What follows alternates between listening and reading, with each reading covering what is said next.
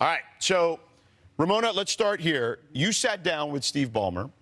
What is your biggest takeaway of everything that's transpired, and where are we right now? Well, Steve Ballmer mentioned in that interview that Aspiration had actually tried to bid on the naming rights of what became the Intuit Dome. The Intuit Dome ended up being named for $550 million. And he said in the interview, well, they bid more than that. Well, from what I understand from Clipper sources, they bid almost double that $550 million to name the Intuit Dome, and they were turned down because the Clippers wanted to go, this was Ballmer's explanation, they wanted to go with Intuit, which is a long-standing company. But that gives you an indication of the kind of money that this company was throwing around back in those days. Now, obviously, the NBA investigation will want to discover all of the documents that prove that, or Steve Ballmer said this is provably false. He referenced an email that he says from November of 2021 where he introduced Kawhi Leonard to this company at Aspiration's request. Well, they'll want to see that email and other emails. They'll want to see everyone's cell phones. And so we are at the beginning of a very, very long process. Okay, so I mentioned a second ago you sat down with Steve Ballmer for SportsCenter. Let's take a listen and a look at that real quick. They did request to be introduced to Kawhi. Under the rules, we can introduce our sponsors to our athletes. We just can't be involved. We made an introduction that was in early November, well past when all of this happens. We had a chance recently to go through all of our relations with Aspiration. This is where you get to kind of how you prove this stuff. We, as a part of our cooperation with the Department of Justice and the Securities and Exchange Commission, we had produced text, emails. We'd already gone through all this stuff because it was part of document production in their investigations. And we even found the email that makes the first introduction. It was early November. I won't remember the exact date. So where could any of this circumvention have happened? It didn't. It couldn't have. The introduction got made, and then they were off to the races on their own. We weren't involved. I eventually learned that they had reached a deal. I have no idea what the deal was.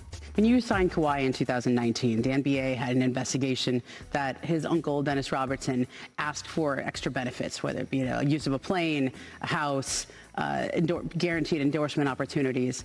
And at the end of that investigation, you were cleared of wrongdoing, but they left open by saying if any new information comes to light, they would reopen that. So since 2019, has Dennis Robertson asked you for any other benefits that would be in violation of the league rules? They know the rules. They, meaning Kawhi and his representatives, including his uncle. We know the rules, and if anything's not clear, we remind ourselves what the rules are, and we make absolutely clear we're going to abide by those rules, and they understand them as well, and it's important for them to abide by them, which they have. If this story had come out about another team, another owner, how would you feel about it? I'd want the league to investigate, take it seriously. Like I said earlier, the salary cap circumvention rules are important to the league, and I'd want the league to investigate. And just so we're clear, you never directed anyone from Aspiration to do an endorsement deal with Kawhi Leonard? No, I didn't.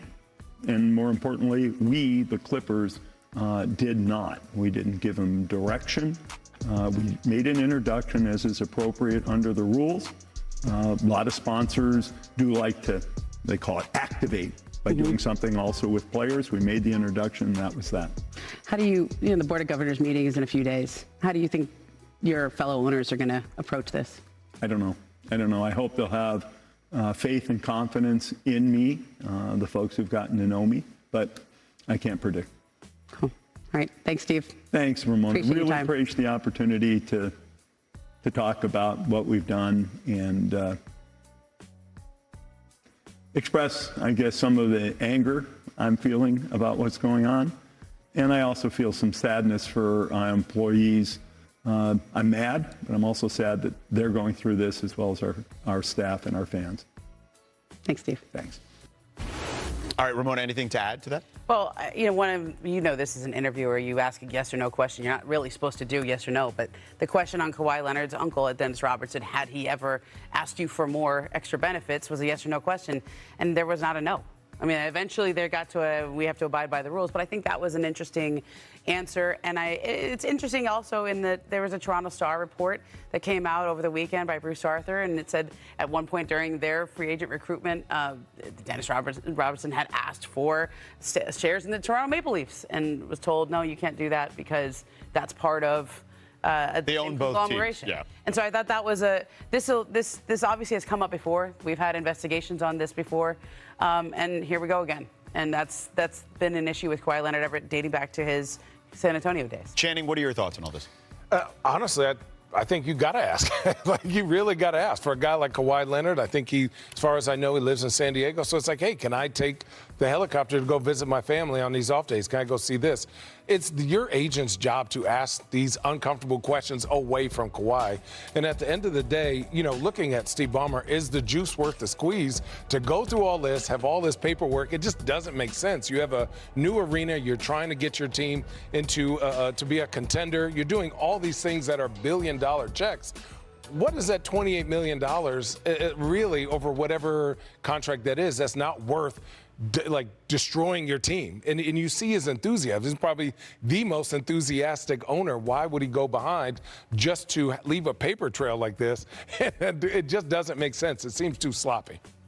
I think we have to look at what parts of this story are legitimate and concerning when it comes to the Clippers, and then what parts of this story are actually common business practice in the NBA.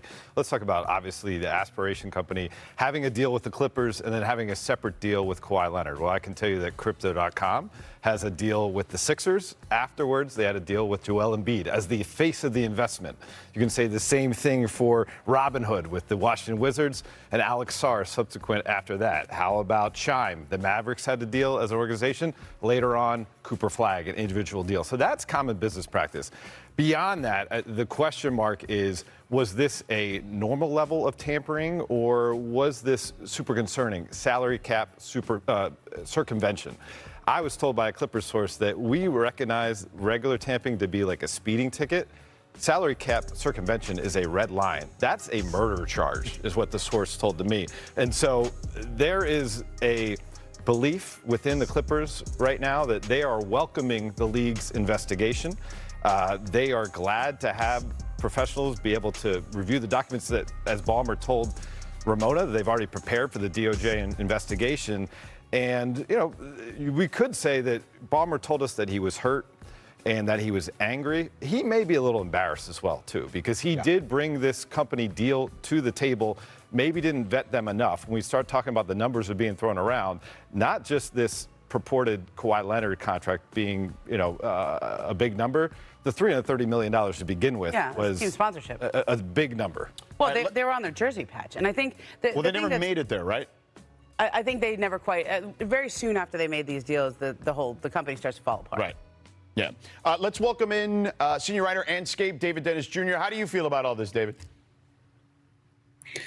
Look, this has the potential to be the biggest thing that Adam Silver's had to deal with probably since the bubble. When you think about all the moving parts that you have going on here, you already have a court of public opinion based on after watching Pablo Torre's investigation, who believes that there was something that happened untoward either with Ballmer or the Clippers or Kawhi or Uncle Dennis. You have a governor's meeting coming up where you have owners who are going to be asking questions about, is the guy the 1% of the 1%, and Steve Ballmer, did he do something to circumvent the rules? They're going to have a lot of those questions.